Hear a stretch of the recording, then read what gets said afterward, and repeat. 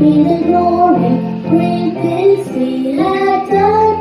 So lovely the one that He gave us His Son, who He His life at the torment for sin, and opened the life gate that all may go in.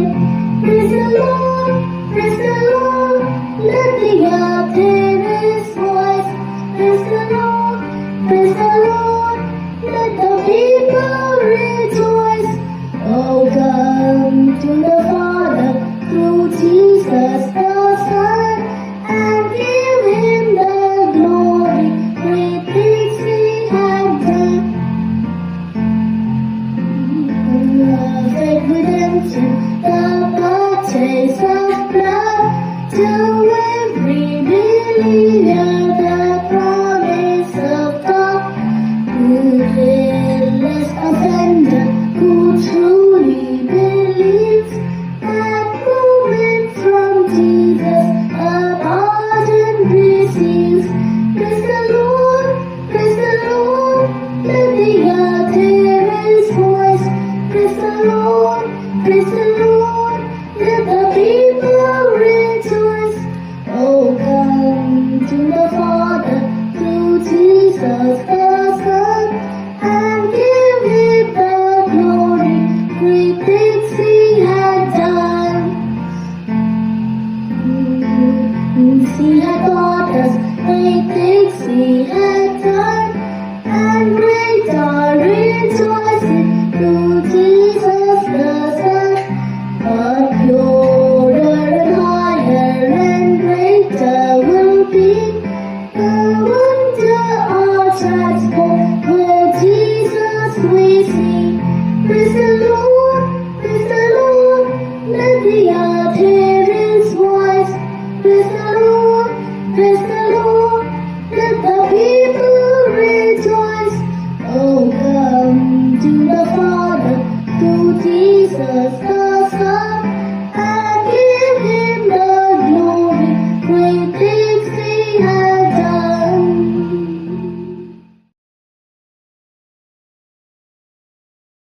Praise the lord.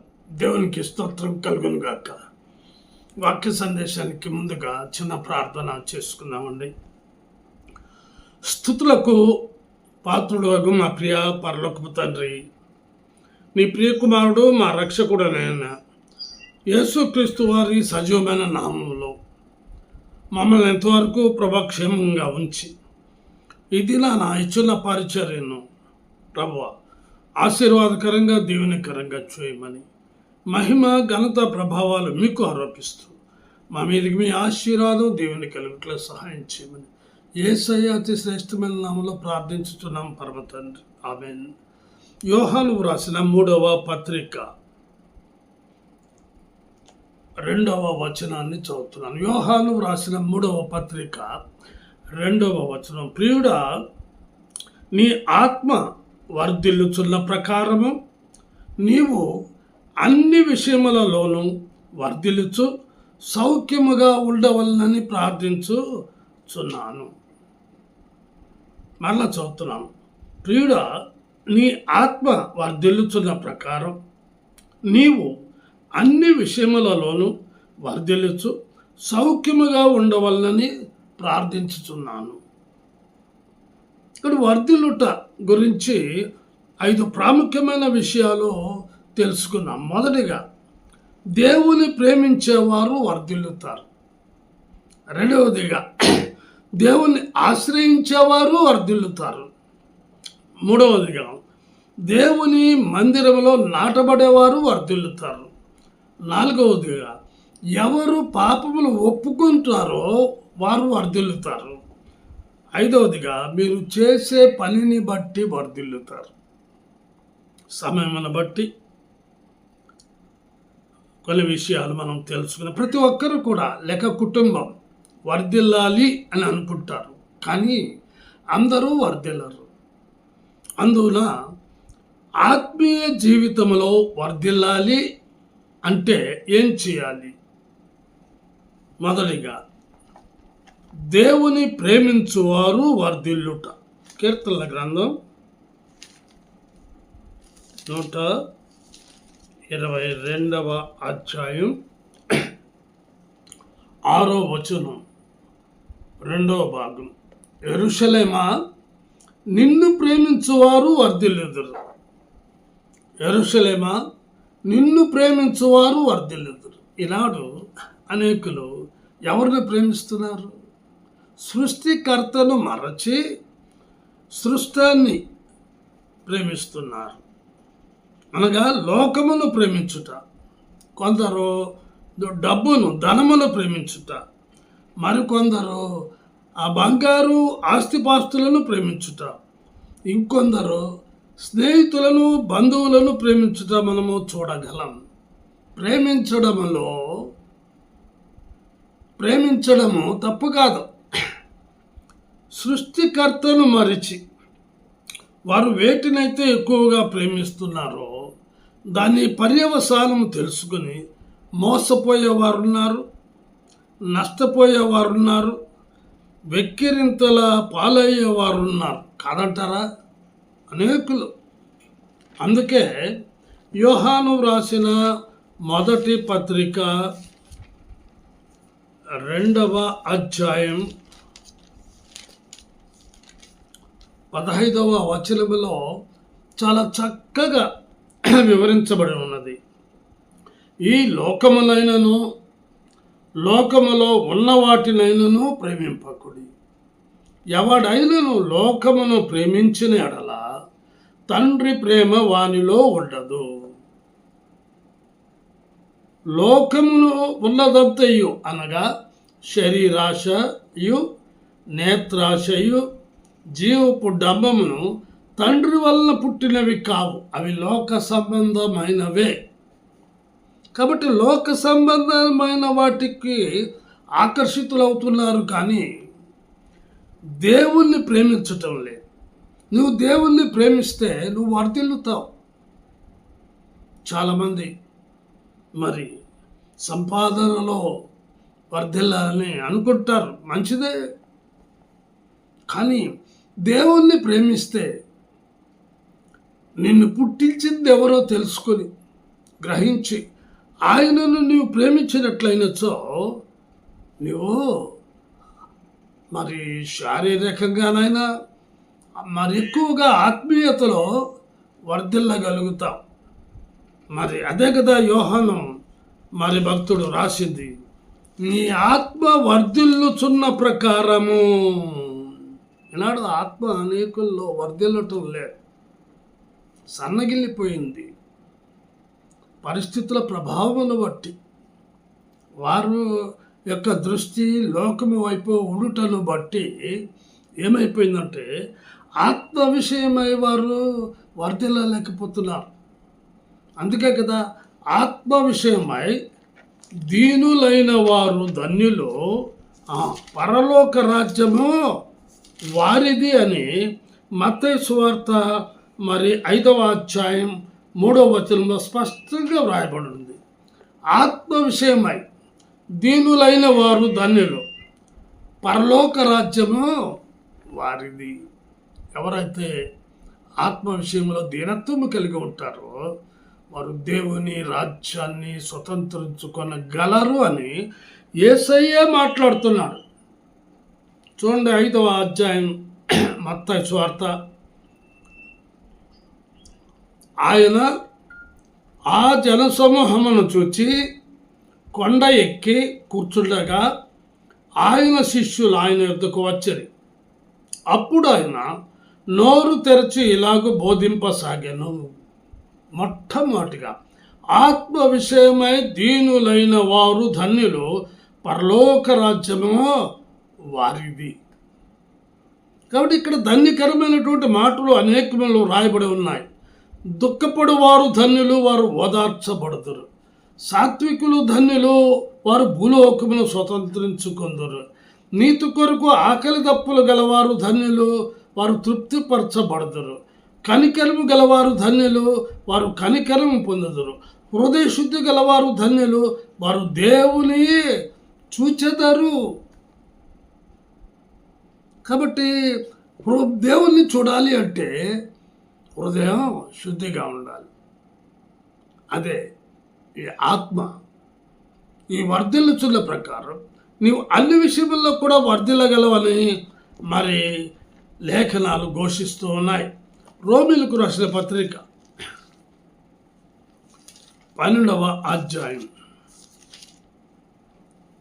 2వ వచనం, మీరు ఈ లోక మర్యాదను అనుసరింపక ఉత్తమమును అనుకూలమును సంపూర్ణమునై ఉన్న దేవుని చిత్తమేదో పరీక్షించి తెలుసుకున్నట్లు మీ మనస్సు మారి నూతన మగుట వల్ల రూపాంతరము పొందుడి అంటున్నాడు.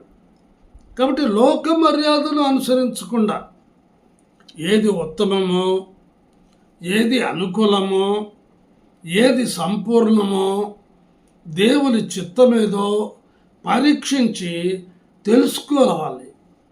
అప్పుడు మీ మనస్సు మారి నూతనం అవుతుంది. నూతనమైన అనుభవంలోనికి వెళ్ళగలుగుతాం. ఎందుకు అలాగ వెళ్ళలేకపోతున్నారు అని అంటే లేఖనాలు ఘోషిస్తున్నాయి. ప్రసంగి 11వ అధ్యాయం 9వ వచనం నుంచి చదువుతున్నాను. యవ్వనుడా, నీ యవ్వనమందు సంతోషపడను, నీ యవ్వన కాలమందు నీ హృదయం సంతుష్టిగా ఉండలేము. నీ కోరిక చొప్పునను నీ దృష్టి యొక్క ఇష్టము చొప్పునను ప్రవర్తింపము. అయితే వీటన్నిటిని బట్టి దేవుడు నిన్ను తీర్పులోనికి తెచ్చులని జ్ఞాపకముంచుకొనము.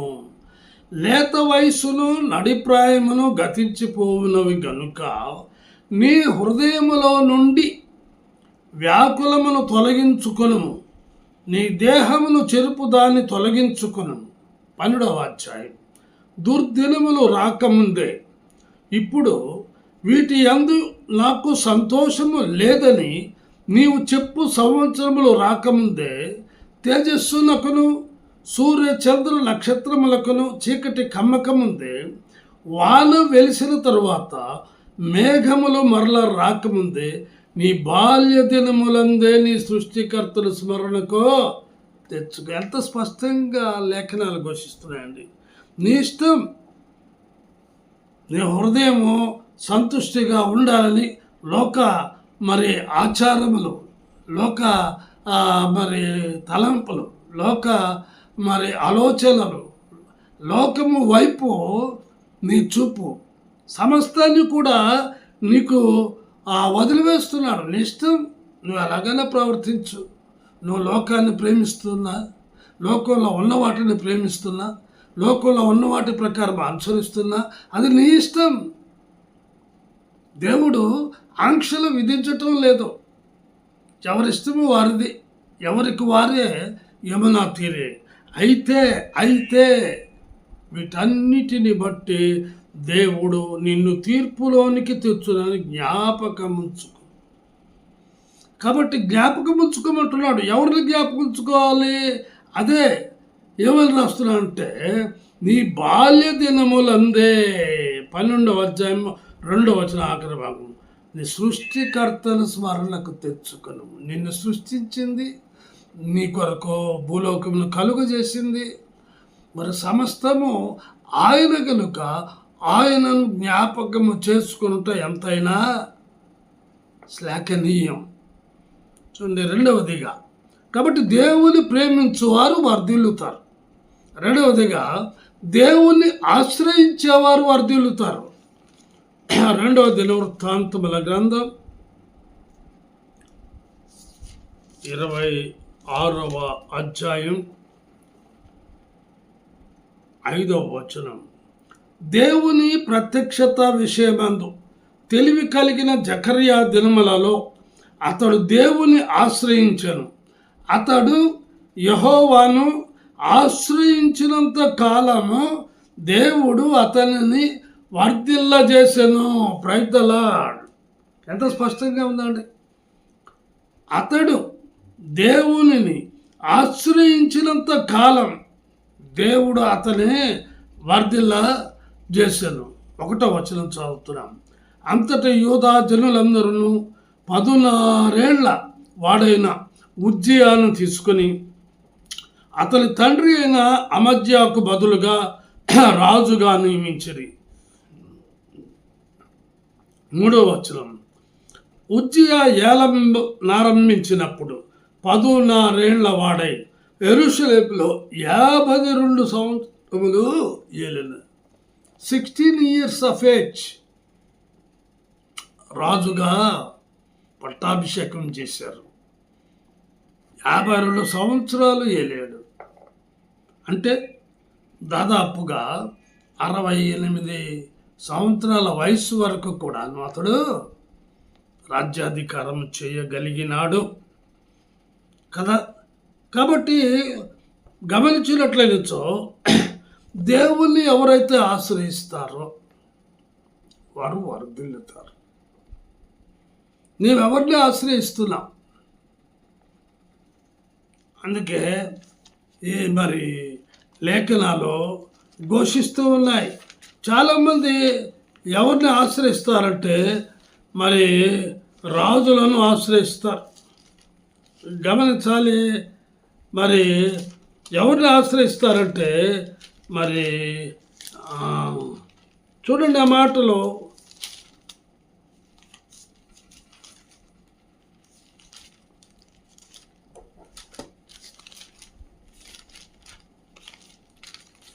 కీర్తనల గ్రంథం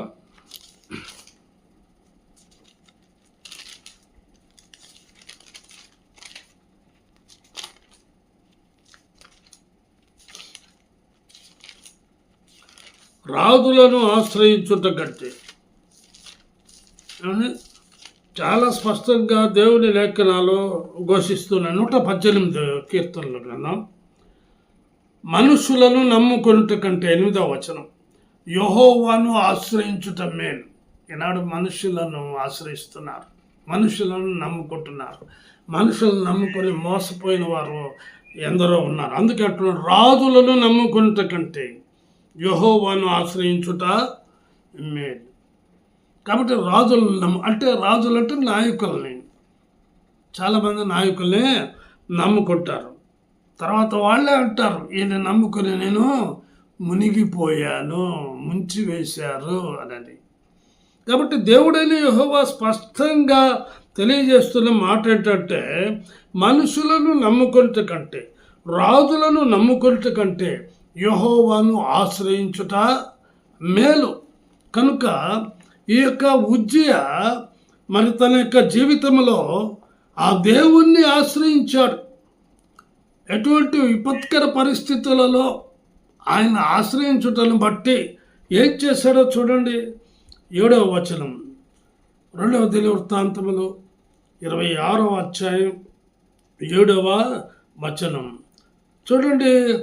ఫిలిస్తీయులతోనూ గూర్బాయలులో నివసించిన అరబీయులతోనూ మెహూనీయులతోనూ అతడు యుద్ధము చేయగా దేవుడు అతనికి సహాయము చేసెను. ఎంత గొప్ప సంగతి! దేవుణ్ణి ఆశ్రయించుటను బట్టి దేవుడు అతనికి సహాయం చేశాడు. నువ్వు మనుషులను నమ్ముకుంటే మోసమే. నువ్వు రాజులను అనగా నాయకులను, అధికారులను నమ్ముకుంటే మోసమే.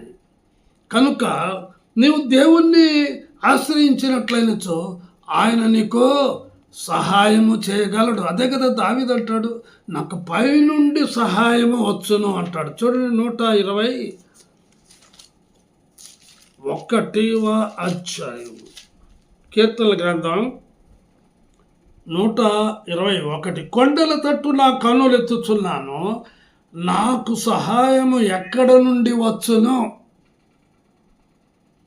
యెహోవా వలననే నాకు సహాయం కలుగును. రైతలా దేవుని వలన సహాయం. నా ప్రియమైన వారలారా, నీవు దేవుణ్ణి ప్రేమించితే వర్ధిల్లుతావు. రెండవదిగా నువ్వు దేవుణ్ణి ఆశ్రయిస్తే నువ్వు వర్ధిల్లుతావు. ఆయన సహాయం చేస్తాడు. చూడండి 8వ వచనంలో 2వ దినవృత్తాంతముల గ్రంథం 26వ అధ్యాయం 8వ వచనం. అమోనీయులు ఉజ్జియాకు పన్నిచ్చువారైరి, అతడు అధికముగా బలాభివృద్ధి నొందెను గనుక అతని కీర్తి ఐగుప్తు మార్గ ప్రదేశములన్నిటిలో వ్యాపించెను. కీర్తి ప్రతిష్టలు దేవుణ్ణి ఆశ్రయించుట ద్వారా యెహోవా నియమము అతని పట్ల నెరవేరుట కాదంటారా? ఎంత గొప్ప సంగతి అండి. కాబట్టి నీవెవరిని ఆశ్రయిస్తున్నావు? దేవుణ్ణి ఆశ్రయిస్తున్నావా? నువ్వు దేవుణ్ణి ఆశ్రయించినట్లయినచో ఆ దేవుడు నీకు సహాయం చేయగలడు. ఎటువంటి పరిస్థితుల్లోనైనా, విపత్కర పరిస్థితులలో దేవుడు సహాయం చేసే దేవుడు, ఆయన ఆదుకునే దేవుడు, ఆయన కాపాడే దేవుడు, ఆయన రక్షించే దేవుడు. షడ్రకు మేషకు అబేద్నెగోలు ఏమన్నారు చూడండి. దానియేలు గ్రంథం 3వ అధ్యాయం 17వ వచనం. మేము సేవించుచున్న దేవుడు మండుచున్న వేడిమి గల ఈ అగ్నిగుండములో నుండి మమ్మను తప్పించి రక్షించుటకు సమర్థుడు. మరి నీ వశమున పడకుండా ఆయన మమ్మను రక్షించును, ఒకవేళ రక్షింపకపోయినను అన్నారు. ఎంత గొప్ప సంగతి అండి. ఈనాడు ఆ విధముగా నిలబడగలిగే క్రైస్తవులు ఎందరు అదే కదా. సాటి మనిషిని మనము ప్రేమించలేకపోతున్నాము. దేవుడు ప్రేమామయుడు. ఆయన ఆశ్రయించేవారు ఎవరైనా సరే ఆయన కులము, మతము, జాతి, భేదము, ప్రాంతీయ తత్వము చూడలే. మనుషులే ఈ భేదాభిప్రాయాలు, విభేదాలు కలిగి జీవిస్తున్న కారణాన అనేకులు కూడా దేవుణ్ణి ఆశ్రయించలేక, దేవుని యొద్ద నుండి సహాయం పొందలేక పోతూ ఉన్నారు. కనుక యోసేపు విషయంలో అన్నల చేత తృణీకరింపబడి బానిసగా అమ్మబడినప్పటికీ, పోతిఫరు ఇంటి నుండి గెంటి వేయబడినప్పటికీ, చెరసాలలో వేయబడినప్పటికీ అతడు యెహోవాను ఆశ్రయించుటను బట్టి అతడు రాజయ్యాడు. కాదంటారా? ప్రతి చోట కూడా నీతి నియమం పాటించాడు. దేవుని దృష్టిలో పెట్టుకున్నాడు. కాబట్టి దేవుని ఎదుట తను పాపం చేయకూడనట్లు జాగ్రత్త పడటం ద్వారా దేవుణ్ణి ప్రేమిస్తూ దేవుణ్ణి ఆశ్రయించుటను బట్టి మరి యవ్వన కాలంలోనే యోసేపు రాజు కాగలిగినాడు. నా ప్రియమైన సహోదరుడా, నీ ఆత్మ వర్ధిల్లుచున్న ప్రకారం నీవు అన్ని విషయములలోనూ వర్ధిల్లుచు ఉండవలను అని దేవుడు కోరుకుంటున్నాడు. ప్రార్థన చేసుకున్నాం. ప్రేమ నమ్మకం గల మా ప్రియ పరలోకపు తండ్రి, కృపయు కనికరము గల మా దేవా, మీ పాదములకు వందనాలు స్తోత్రాలు. ఈ దినం ప్రభా సమయమును బట్టి నిన్ను ప్రేమించువారు వర్ధిల్లుతారు అన్న విషయం, రెండవదిగా నిన్ను ఆశ్రయించువారు వర్ధిల్లుతారు అన్న సందేశాన్ని మాకు తెలియపరిచినందులకై స్తోత్రాలు చెల్లించుకోవచ్చు. మహిమ, ఘనత, ప్రభావాలు మీకు ఆరోపించినట్లుగా మా మీదకి మీ ఆశీర్వాదం, దీవెన కలుగునట్లుగా ప్రభువా, మా జీవిత దినములలో మేము మిమ్మల్ని ప్రేమించేవారుగా చేయండి, మిమ్మల్నే ఆశ్రయించేవారుగా చేసి, అలాగూ మా ఆత్మీయ జీవితంలో అన్ని విషయంలోనూ వర్ధిల్లుచున్నట్లు సహాయం చేయమని యేసయ్య అతి శ్రేష్టమైన నామములో ప్రార్థించుతున్నాం పరమ తండ్రి. ఆమేన్. తిరిగి వచ్చే వారం కలుసుకుందామండి. అంతవరకు సెలవు. దేవుడు మిమ్మల్ని దీవించును గాక.